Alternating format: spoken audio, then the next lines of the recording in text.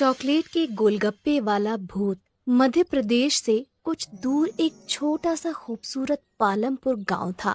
वहाँ छोटी छोटी नदियाँ थी, तरह तरह के पहाड़ थे और प्रकृति का बहुत खूबसूरत रूप यहाँ देखने को मिलता था।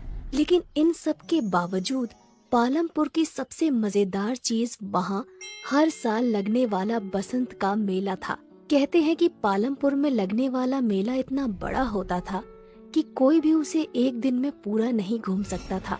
उस मेले में गांव वाले तरह तरह के खिलौने, कई तरह की मिठाइयाँ, न जाने कितने किस्म के खेल और अलग अलग तरह की खाने पीने वाली चीजों का ठेला लगाते थे। और इन ठेलों में से एक सबसे मशहूर ठेला था सुरेश चाट भंडार। 4 पहियों की इस ठेले पर सुरेश चाट पापड़ी, टिक्की और गोलगप्पे बेचता था। लेकिन बाकी सभी चीजों से ज्यादा लोगों को सुरेश के गोलगप्पे पसंद थे। मेले में हर रोज सुरेश ठेला भर कर गोलगप्पे लेकर जाता था, लेकिन शाम होने से पहले ही उसके सारे गोलगप्पे बिक जाते थे। काफी बड़े बड़े लोग सुरेश को हराने की कोशिश कर चुके थे, लेकिन कोई भी उसे हरा ना सका, क्योंकि उसके गोलगप्पों की बात ही अलग थी। सुरेश के साथ उसका एक 12 साल का बेटा माधव और एक 16 साल का लड़का रोनित रहता था। रोनित सुरेश का बेटा नहीं था, पर पिछले साल एक दुर्घटना में अपनी बीवी को खो देने के बाद सुरेश ने अपना हाथ बटाने के लिए रोनित को साथ रख लिया था। रोनित अनाथ था। मेले में सिर्फ एक दिन बाकी रह गया था। सुरेश और रोनित दोनों तैयारियों में लगे हुए थे। सुरेश जल्दी जल्दी गोलगप्पे तल रहा था, तभी उसकी नजर माधव पर जाती है, जो बने हुए गोलगप्पों के साथ कुछ कर रहा होता है। माधव बड़ा ही चंचल होता है। वो गोलगप्पों में कभी कुछ मिला देता तो कभी कुछ। माधव को देखकर सुरेश कहता है, अरे मेरे साइंटिस्ट अब क्या कर रहा है गोलगप्पों के साथ? 1 मिनट पापा। माधव ने गोलगप्पों में थोड़ी सी हल्दी, मिर्च और धनिया डाली, फिर उस पर दही डालकर कहने लगा, ये लो, ये बन गए चटपटे दही वाले गोलगप्पे। जब तू गोलगप्पे बेचेगा ना, तब ये सब नुस्खे अपनाना। अरे माधव, पढ़ लिख कर गोलगप्पे क्यों बेचेगा? क्यों, क्या खराबी है? काम इंसान को छोटा बड़ा नहीं बनाता, बल्कि इंसान काम को छोटा बड़ा बनाता है। अच्छा, मतलब ये गोलगप्पों में मिर्च धनिया भरकर बड़ा इंसान बन जाएगा? क्या पता बन जाए। तुम्हें पता है, माधव जिस उम्र में है, उस उम्र में एक इंसान का दिमाग सबसे ज्यादा तेज होता है। वो ये सब बातें कर ही रहे होते हैं कि तभी माधव चिल्लाता है, ये देखिए पिताजी, मिट्टी के गोलगप्पे। ये देखकर रोनित हंसने लगता है और कहता है, अगर गोलगप्पे में मिट्टी मिला देना दिमाग है, तो अच्छा है मेरे में कम दिमाग है। अच्छा चुप रहो, वो हरी वाली पोटली लाकर इस पानी में मिला दो। मैं बाहर काम से जा रहा हूँ, आते हुए रात को देर हो जाएगी।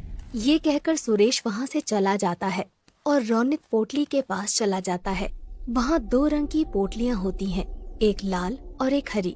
रोनित गलती से हरी की जगह लाल वाली पोटली उसमें मिला देता है। तभी उसे बाहर से कुछ आवाज आती है और रोनित बिना पानी को देखे ही बाहर चला जाता है। उसने ध्यान ही नहीं दिया कि पानी का रंग हरे की जगह काला हो गया था। रात को जब सुरेश घर वापस आता है तो देखता है कि माधव अपने बिस्तर पर सो रहा होता है, पर रोनित घर में कहीं नहीं होता। सुरेश को लगता है कि वो काम खत्म करके अपने दोस्तों के साथ खेलने चला गया होगा। रात को सोने से पहले वो निश्चय करता है कि कल की तैयारी का सारा सामान देखकर सो जाएगा। वो चाट पापड़ी देखता है, जो कि बिल्कुल ठीक होती है। गोलगप्पे भी अच्छे ही दिख रहे होते हैं। फिर वो पानी के ड्रम से ढक्कन हटाता है और देखता है कि पानी भी देखने में बिल्कुल ठीक लग रहा है। उसका रंग भी आम तौर की तरह हरा ही है। सुरेश चैन की सांस लेता है और सो जाता है। अगले दिन सुबह सुबह सुरेश मेले में अपना ठेला लेकर पहुंच जाता है।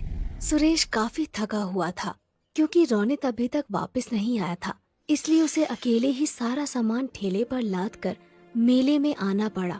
वो रोनित से गुस्सा भी था और उसे उसकी फिक्र भी हो रही थी। मेले में खड़ा सुरेश रोनित के बारे में सोच ही रहा था कि उसको एक आवाज आती है, भैया गोलगप्पे दो ना। जी देता हूँ। भैया जैसे पिछली बार खिलाए थे ना, तीखे वाले, वैसे ही देना। सुरेश ने उन्हें गोलगप्पे खिलाए। गोलगप्पे मुंह में रखते ही लड़की ने वापस बाहर निकाल दिया और कहा, ये क्या वाहियात गोलगप्पे हैं। सुरेश चौंक गया। लड़की ये कहकर वहाँ से चली गई और सुरेश ने एक गोलगप्पे में पानी भरकर अपने मुंह में रखा। उसने फौरन उसे बाहर निकाल दिया क्योंकि गोलगप्पे का स्वाद सचमुच बहुत खराब था।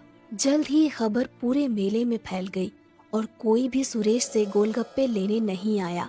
शाम तक एक भी गोलगप्पा नहीं बिका और परेशान होकर सुरेश वापस जाने लगा। वो अपना ठेला खींचता है और वापस जा रहा था कि उसने देखा कि मेले में एक नई दुकान लगी है जहाँ काफी भीड़ है। उसने पास जाकर देखा तो एक नई कंपनी गोलगप्पे बेच रही थी और लोगों की भीड़ वो गोलगप्पे खा रही थी। सुरेश इधर उधर नजर दौड़ा ही रहा था कि उसने देखा कि गोलगप्पे रौनित बेच रहा था।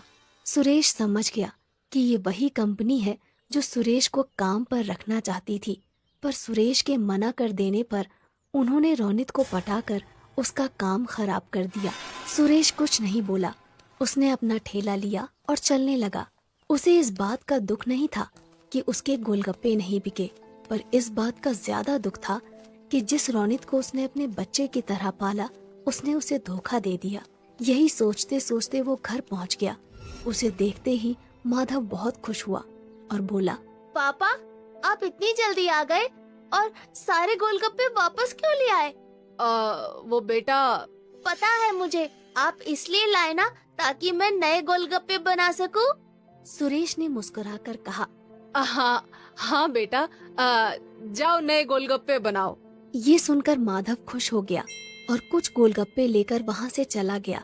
सुरेश वहीं बैठकर सोचने लगा कि कैसे अपने गोलगप्पे बेचने का काम दोबारा से शुरू करे। वो ये सब सोच ही रहा होता है कि माधव अचानक उसके सामने आकर कहता है, पापा, आ करो। अरे क्यों? आ करो ना। सुरेश ने अपना मुंह खोला और माधव ने एक काला सा गोलगप्पा उसके मुंह में डाल दिया। ये क्या डाल दिया मेरे मुंह में? क्या मिलाया है तूने इसमें? चॉकलेट। अच्छा। ये गोलगप्पे खाकर सुरेश के दिमाग में एक आइडिया आया ही होता है कि तभी माधव कहता है, ये लो पापा, ये भी खाओ। सुरेश मुंह खोलता है। इसमें क्या मिलाया है तुमने? मिट्टी और लाल मिर्च। सुरेश हंसने लगता है और माधव को गले से लगा लेता है। फिर सुरेश पूरी रात अपने कमरे में कुछ करता रहता है। अगले दिन मेले में रौनित के गोलगप्पे बिक रहे होते हैं। तभी एक आवाज आती है, ये क्या खा रहे हो? वहाँ चलो सुरेश के पास, कुछ नए किस्म के गोलगप्पे आए हैं। ये सुनते ही सब सुरेश के पास चले जाते हैं और देखते हैं कि उसके ठेले पर चॉकलेटी रंग के बेहद खूबसूरत और अलग से गोलगप्पे रखे हैं। सब वो गोलगप्पे खाते हैं और सुरेश की बहुत तारीफ करते हैं। तभी रौनित वहाँ आता है और कहता है, तुमने ये कब बनाए? मेरे जिस बच्चे का तुम मजाक उड़ाते थे उसी का आइडिया है ये। ये किसके गोलगप्पे हैं? चॉकलेट के। अच्छा, मैंने तुम पर बहुत भरोसा किया था रौनित, पर तुमने वो तोड़ दिया। रौनित कुछ कहने ही वाला होता है कि अचानक भीड़ से आवाज आती है, और गोलगप्पे दो भैया। अरे भैया, और गोलगप्पे तो खिलाओ। अरे बिल्कुल बिल्कुल, अभी खिलाता हूँ मैं। ये कहकर सुरेश गोलगप्पे बेचने लग जाता है और दोबारा पालमपुर के बसंत के मेले का सबसे मशहूर गोलगप्पे वाला बन जाता है, चॉकलेट के गोलगप्पे वाला।